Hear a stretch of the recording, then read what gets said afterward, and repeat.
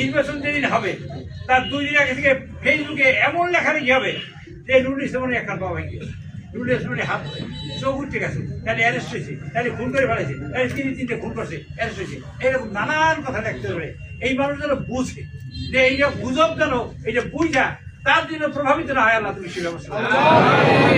এমন হইতে পারে যে দেখা গেল নুরুল ইসলামী যে এমন হইতে পারে যে আমার মুখ দিয়ে কইছে আর্টিফিশিয়াল ইন্টেলিজেন্স আছে, আমার মুখ দিয়ে কই দিয়েছি আমার শরীর ভালো না, আমি নির্বাচন থেকে সরে যাই, কই দেবে না।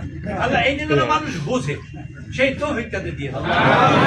এমন হইতে পারে যে আমি বাংলা থেকে যে নুরুল ইসলামী সাহেব বাংলায় ধরা পড়ছে এবং এই যে পুলিশ তাকে গ্রেপ্তার করছে, তার কর্মী সহ 30 জন সহ ধরা পড়ছে, আসতে পারে এইসব লেখা হইতে পারে।